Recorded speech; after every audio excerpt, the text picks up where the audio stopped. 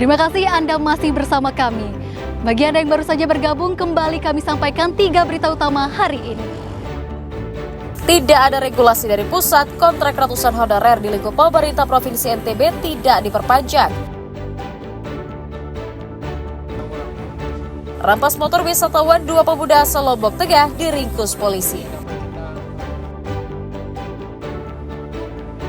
Warisi tradisi menganyam turun-temurun. Beragam produk souvenir berbahan bambu buatan warga desa Loyok, Lombok Timur tembus pasar mancanegara.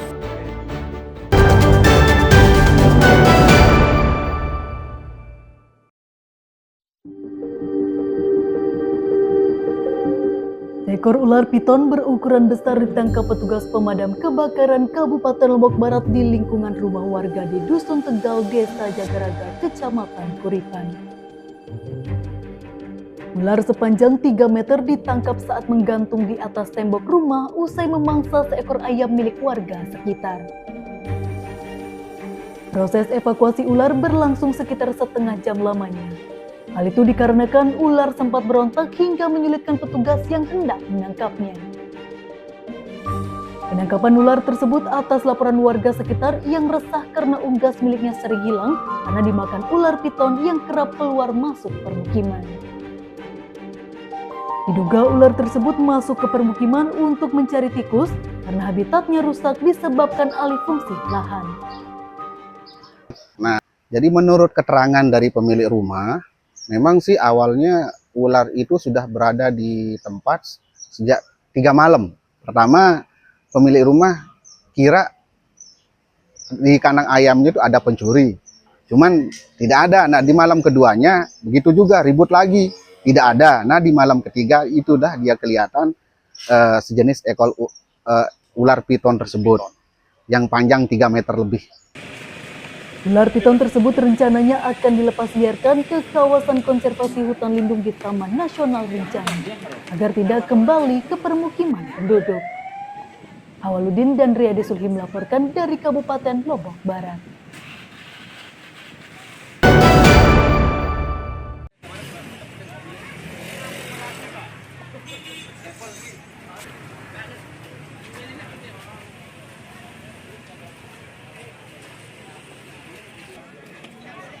Satuan Tugas Pangan Daerah meningkatkan pengawasan distribusi bahan pokok menjelang perayaan Natal dan Tahun Baru.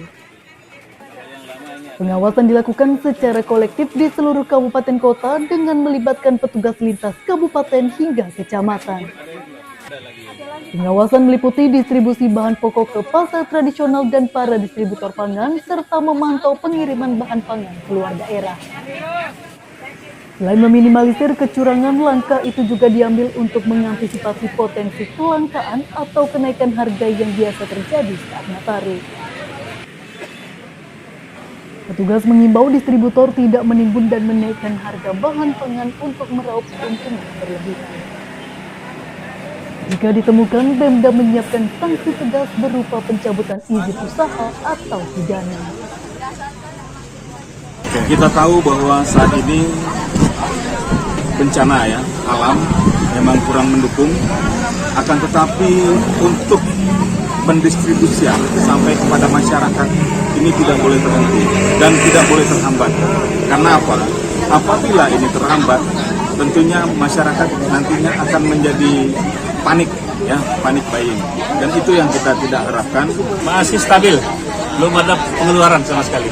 Oke. Belum ada pergitan karena rupanya kabupaten kota seperti di Bima kemarin minta bantuan untuk banjir. Betul. Itu kami respon dan saya ketemu langsung dengan Wakil Bupati Bima akan masa tanggap bencananya itu apakah sudah berakhir atau diperpanjang dan band adresnya.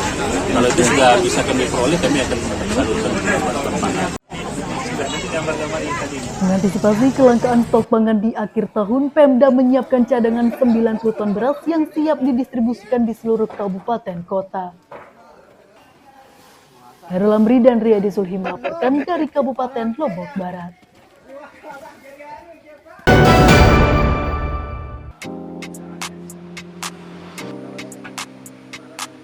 Seperti kap lampu. Beragam cara dilakukan warga mengolah bahan lokal agar bernilai ekonomi. Seperti warga Desa Loyo, Kecamatan Sikur, Kabupaten Lombok Timur yang berkreasi membuat aneka souvenir dari bahan bambu lokal sehingga menarik minat wisatawan. Di tangan para perajin di desa ini, bambu dapat dirajut menjadi ragam bentuk kerajinan seperti tas, dompet, topi, piring, gantungan lampu, hingga hiasan dekoratif. Karena terlihat unik dan etnik, kerajinan yang satu ini sangat disukai oleh wisatawan mancanegara. Tak hanya dipesan oleh wisatawan Asia, perajin mengaku kerap menerima pesanan dari negara Eropa, mulai Spanyol, Jerman, Belanda, hingga Perancis. Namun perajin mengaku kewalahan melayaninya karena mereka sering terkendala dengan biaya pengiriman yang mahal dan juga memakan waktu cukup lama. Mereka berharap Pemda membantu proses pengiriman pesanan ke luar negeri sebagai upaya membantu mengenalkan produk lokal kepada wisatawan. Sejauh ini sih pernah kemarin seperti saya bilang tadi ke Jerman, ke London, pernah kami kirim seperti itu. Apa itu? Kebanyakan tas seperti ini dan kerajinan yang mungkin satu contoh ini aja ya. Satu contoh seperti ini. Impor itu saja ya. Pertama biayanya mahal dan waktunya sangat dibilang lama lah seperti itu. Saya tidak tahu ekspedisi yang lain ya. Selama ini saya menggunakan pertolongan dari kantor pos saja. Selama itu karena saya rasa itu bisa dijamin lah sampainya sampai sana.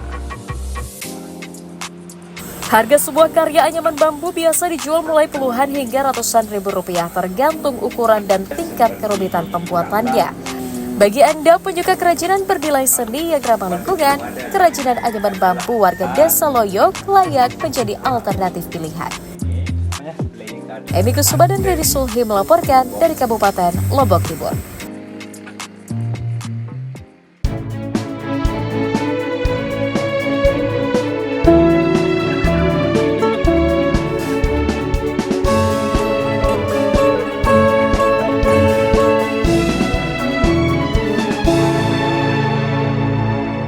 Informasi tadi menutup perjumpaan kita di Berita Daerah hari ini.